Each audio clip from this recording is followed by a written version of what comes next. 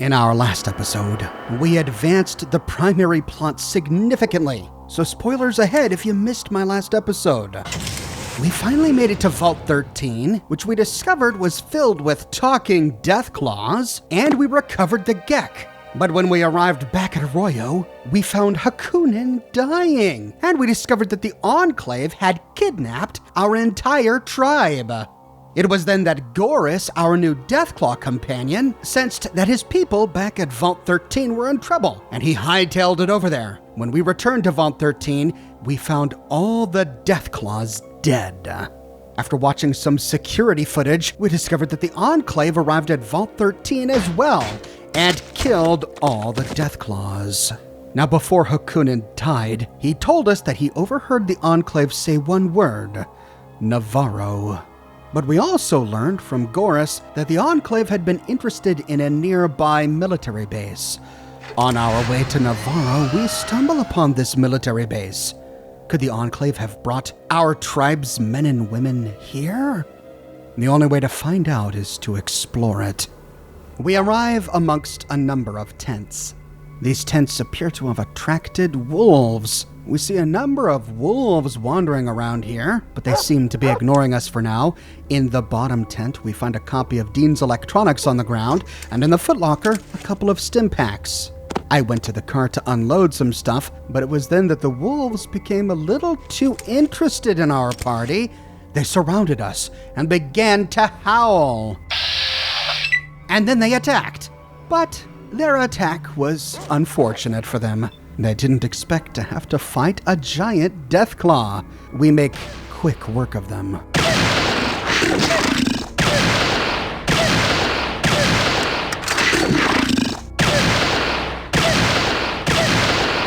In the next tent, we find another footlocker on the ground. Inside, a holotape, MB Holodisk 5, and a survey map. Examining the survey map, it looks like a geoglacial survey map of the Bay Area. After reading it, we discover that there seems to be a city just west of the military base, and we log it on our map. This city is none other than the ruins of San Francisco. And it too is on our way to Navarro. Then, downloading the holodisk data to our Pip-Boy, we can read Military Base Outside to CHQ. Command Headquarters, perhaps. Our team of scientists has finished testing the sample obtained from the base. It has been confirmed as 99% pure. You can expect the sample to arrive shortly. As expected, the worker population has mutated rapidly once exposed to the pure source. Heavy but acceptable losses are reported. I've ordered the evacuation of the base. As soon as the last person is out, we'll blow the entrance to the base and seal the bastards in. Colonel Sanders? Okay. So we're too late. The Enclave has been here and left. But since we're here, let's try to find out exactly what the Enclave was doing here. In the tent furthest to the north, we find an ammunition crate with a number of rockets inside. And at the foot of the bed, another footlocker with a Dean's Electronics and a cattle prod. In the last tent, we find one more footlocker with some small energy cells. Heading through the gate, we see some pipes buried in rubble on the southern side of the space. And moving towards the entrance, we realize that we've heard of this place. This place, with the whitewashed brick exterior, sounds remarkably like the Mariposa military base that our ancestor, the Vault Dweller, explored. I'm sure he told the people of Arroyo all about his adventures here and what he found inside. FEV. This FEV is what the Master was using to experiment on the super mutants. And we learned from Goris that it's what the Enclave used to create their talking Deathclaws. Now the holotape that we found at the entrance begins to make sense. They recovered a sample that was 99% pure. Perhaps this is where the Enclave got their FEV. But we see that just as the holotape said, the entrance is caved in with rubble. They blew it. Looks like we won't be able to explore it. But it's then we notice a mine car just outside the door, still on some tracks leading inside. I wonder if we can use this to our advantage. but activating it, nothing moves. The cart by itself isn't going to be enough to open the mine. It was then I had an idea.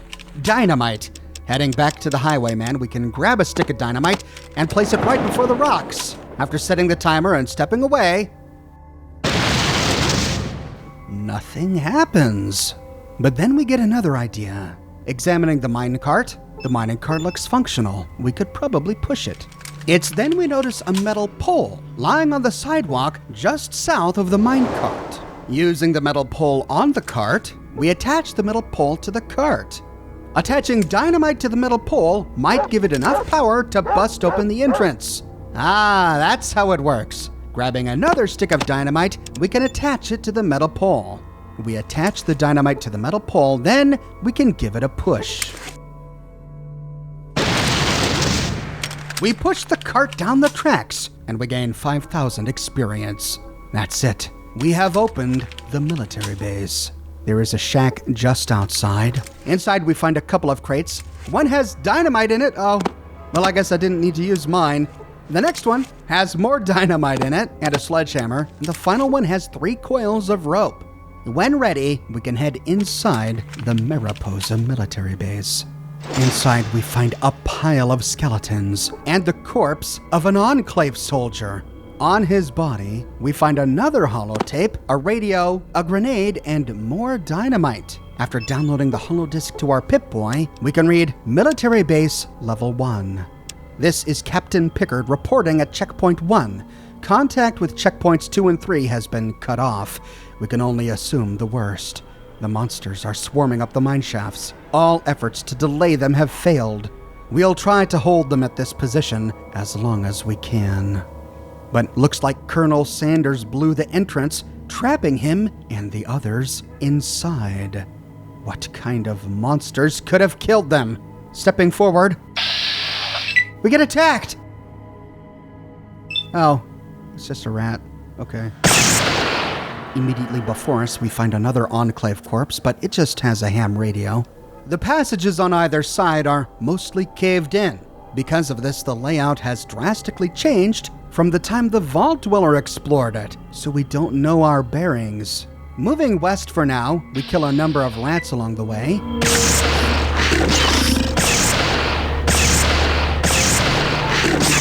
Until we find a generator. This generator looks badly damaged, but we think we might be able to repair it. And sure enough, using our repair skill, we can repair the generator. We gain 1,500 experience, and the lights turn on. We see another Enclave body lying in this doorway, but there's nothing here. Moving forward, we get attacked by a couple of pig rats. They look like pig rats, however, our Pip-Boy describes them as mutated beasts. Either way, they're not too difficult. After clearing the mutated beasts, we see a computer room to the right, but these computers are non-functional. And at the very end, we find a room with a large elevator, with piles of skeletons lying on the ground before it. There are a stack of blue boxes here. We find some rockets inside.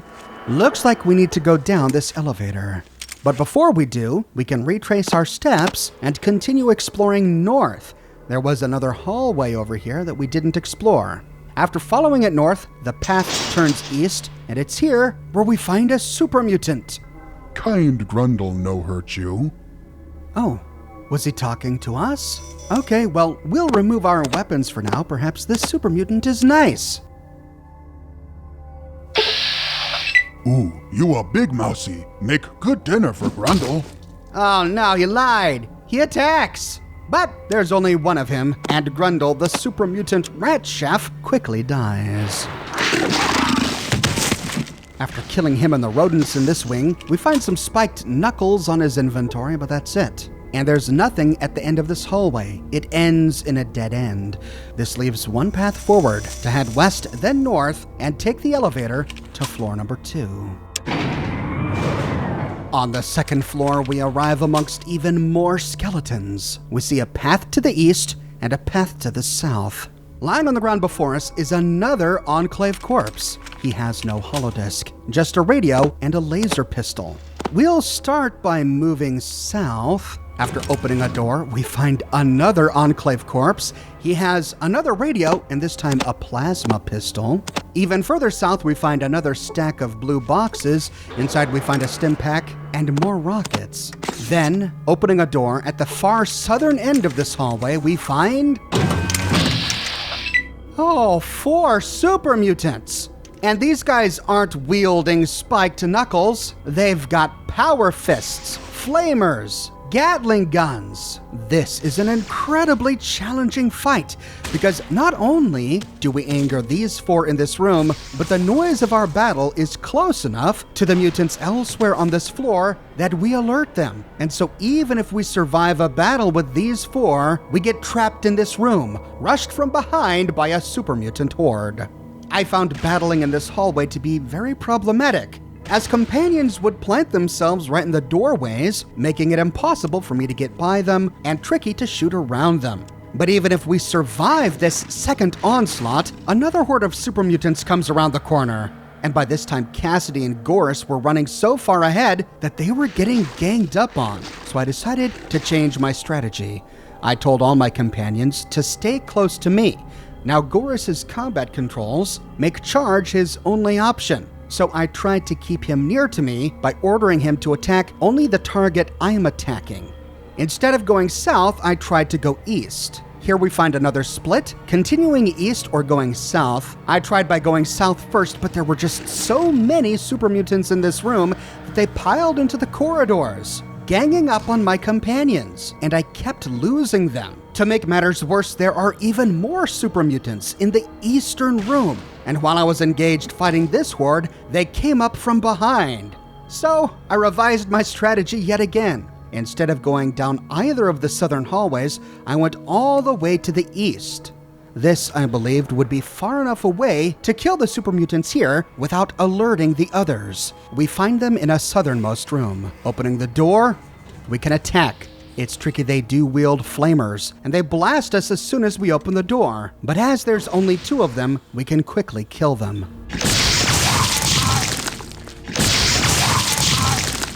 But I was wrong. I wasn't far enough from the others. The super mutants in the southern middle room hear the noise and come up to attack. But the hallway is narrow, and they have to come up single file. Goris frustrated my plans by charging ahead, and so racing forward, I met them in the doorway. Here, Sulik, Cassidy, and I were able to take care of a few, while Goris was preoccupied.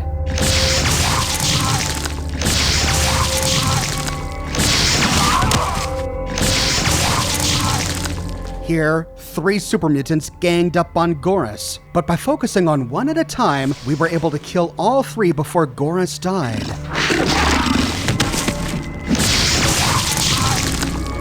But we weren't done. More super mutants came from the southern room. So moving south, we can take care of the final lot that heard our battle. With these dead, we see a few more super mutants still in the southern room, but they were too far away to hear the sounds of battle. But the mutants in the southwestern room heard it. So turning around, we moved west. These mutants came down the hallway single file, and so we focused all our energy on them one at a time. After killing these 2, there were only 4 left. 2 in the southeastern room and 2 in the southern middle room. Moving into the southeastern room first, we took care of these guys.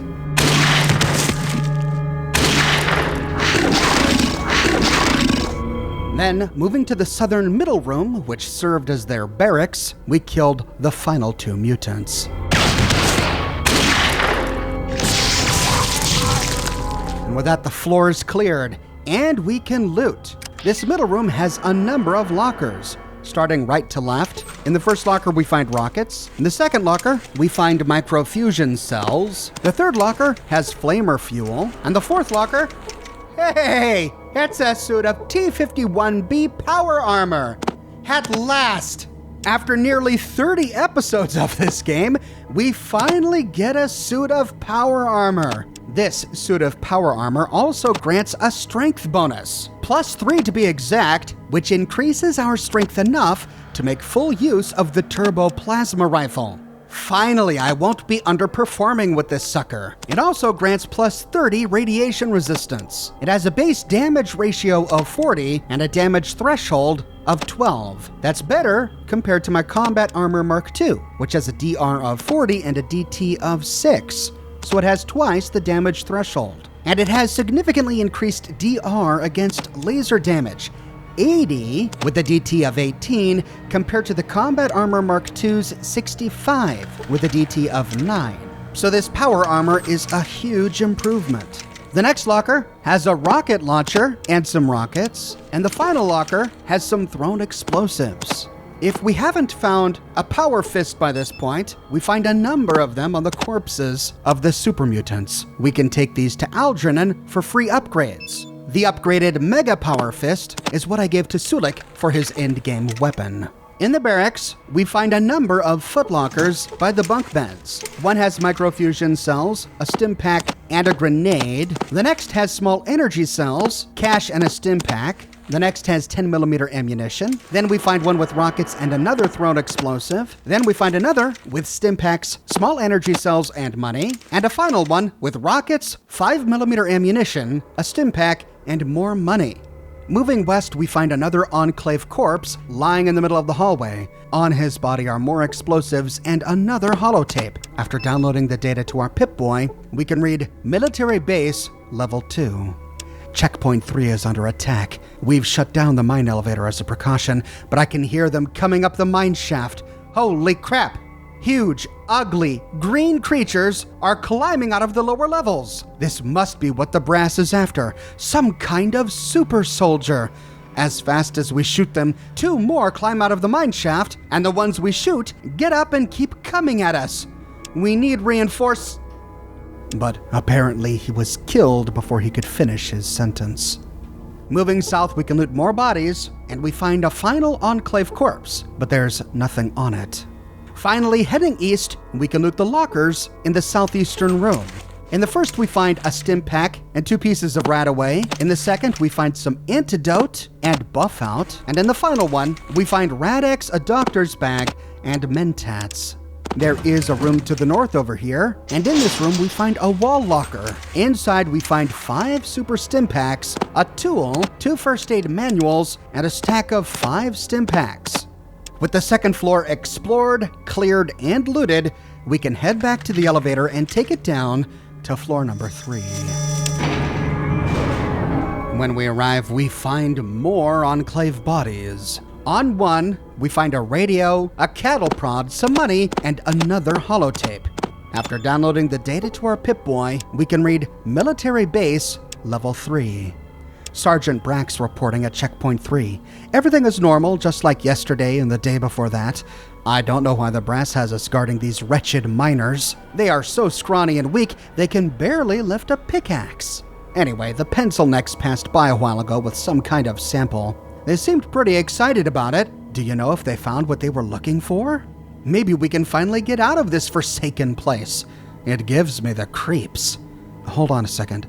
Another load is coming up the mine shaft. My God, what are they? They're swarming our position. Send help. Repeat, this is Checkpoint 3. Send help. And he gets cut off. Miners? And suddenly the pieces fall into place. We now know why the Enclave kidnapped miners from Reading. They brought them here to the Mariposa military base to use as slave labor to excavate the ruins so they could gain access to the Master's FEV. But exposure to FEV turned them all into super mutants. We're killing the mutated miners of Reading. We find a charred skeleton here with nothing on it, and another Enclave corpse with another radio and another cattle prod. We now know why we find all of these cattle prods. They were using them against the miners. Moving south, we see a room to the right.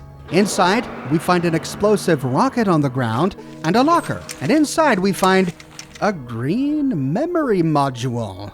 We have no idea what this is used for yet, but I'm sure it'll come in handy later. Heading back out to the hallway, we have to kill more mutated pig rats.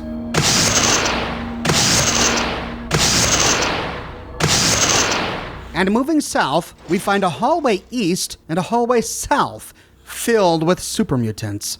Note the explosive rocket on the ground by the table.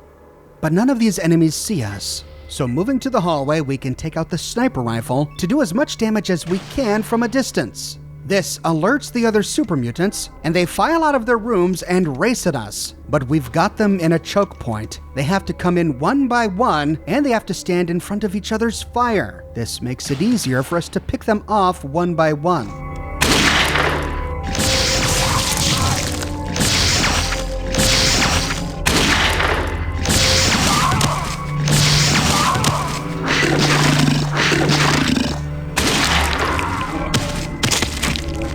This final super mutant died right on top of that explosive rocket, the one lying on the ground by the table, so I wasn't able to loot it.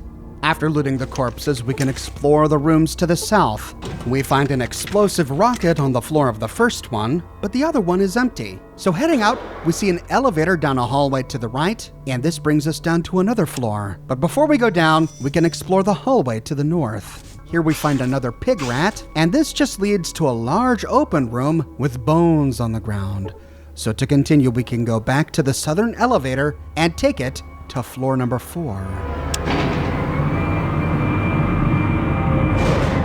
On the bottom floor, we find another Enclave corpse, but on his body is just a radio. Moving west, we can take the hallway south. Here we find another corpse with a radio and a laser pistol. And at the very end, we find a footlocker with rockets, an explosive, and a stim pack. With the southern room looted, we can turn around and follow the hallway north. But at the end of the hallway, we find a large room filled with steaming green liquid. This must be the remains of the vats of goo the Vault Dweller told us about inside the Mariposa military base. And standing in the middle of the goo is a super mutant who shouts, Stop! Approach no further! Melchior the Magnificent commands you. Behold, I am the greatest magician in the world. Tremble before the might of Melchior the Magnificent. Melchior the Magnificent? We remember that name. We met a small boy in Reading named Melchior. He was named after his dad whom he said had been kidnapped by the Enclave. And here he is, mutated into a super mutant. He became the magician he always wanted to be, but he is now a magician of death.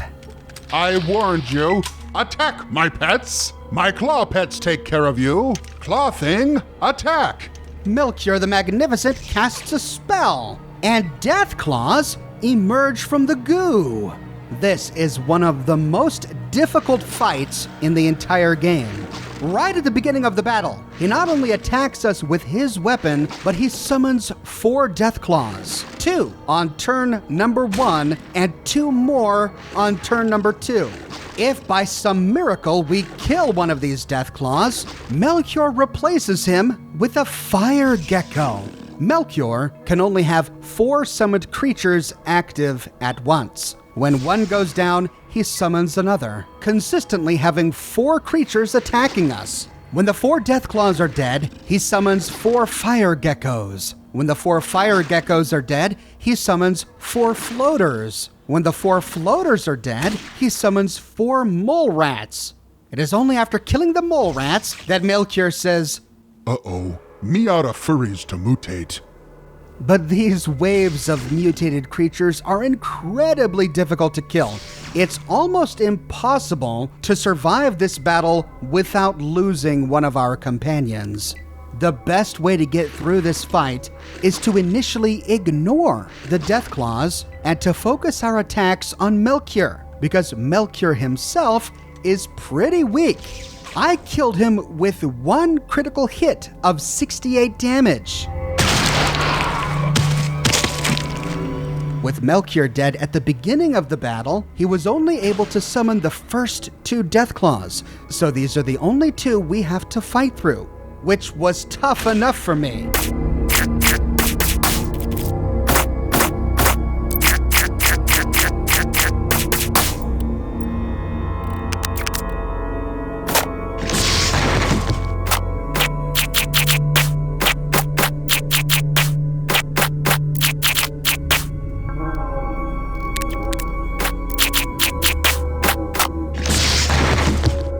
On his body, we find a laser rifle, microfusion cells, and another holotape.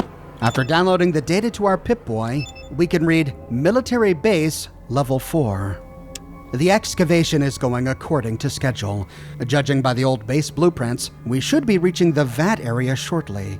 Increased levels of the FEV virus are present in both the air and soil samples we've taken. Luckily, our suits filter out the virus. Tell the members of the Enclave they should have a pure sample of the mutagen soon. Also, I've begun to notice some changes in the miners. They seem to be showing signs of increased strength, stamina, and a slight change in skin tone too. Obvious signs of mutations by the FEV. The men are getting nervous as they too have noticed the change. Although I've increased the number of guards, I fear if the workers completely mutate, we'll be vastly outnumbered. It's my hope that since we're using the local inhabitants as a workforce, full mutations won't occur unless they are directly exposed, dipped, in a pure source, or prolonged exposure to the virus occurs. As you recall, minute amounts of the virus have been detected throughout this region. Tests on subjects living in this area shows that they have built up a tolerance to the FEV virus. However, I advise caution since exposure to this level of the FEV virus was never entered into the calculations. I advise that you rig the entrance to the base to collapse as soon as a pure sample is obtained. This will seal the exposed miners into the base and prevent unfriendlies from obtaining the virus once we are gone. Melchior must have killed the Enclave officer who recorded this tape, which is why we find it on his body. And we learned something new about FEV. In Fallout 1, we were led to believe that you could only mutate by direct exposure, by being dipped. But it appears that even prolonged exposure to contaminated soil or air can cause the mutation. And injection, apparently, also can cause a mutation, as the Enclave proved when they injected Death Claws with FEV. Near to Melchior's throne, for lack of a better word, we find a footlocker on the ground, and in the footlocker, we find a PPK-12 Gauss pistol. Praised for its range and stopping power, the PPK-12 Gauss pistol is of German design. The pistol uses an electromagnetic field to propel rounds at tremendous speed and punch through almost any armor. Minimum strength 4. The Gauss pistol is an amazing weapon, one of the best weapons in the entire game. It deals between 22 and 32 damage. It has a range of 50, which is the same as a sniper rifle. Strange for a pistol to have such amazing range. It has a much lower strength requirement compared to the turbo plasma rifle, only requiring 4 strength compared to 6, and it has a low action point cost, 4 compared to the turbo plasma rifle's 5. And since it can penetrate armor, its critical hits are devastating. The only drawback of this weapon is that it uses the exceptionally expensive and rare 2mm EC ammunition.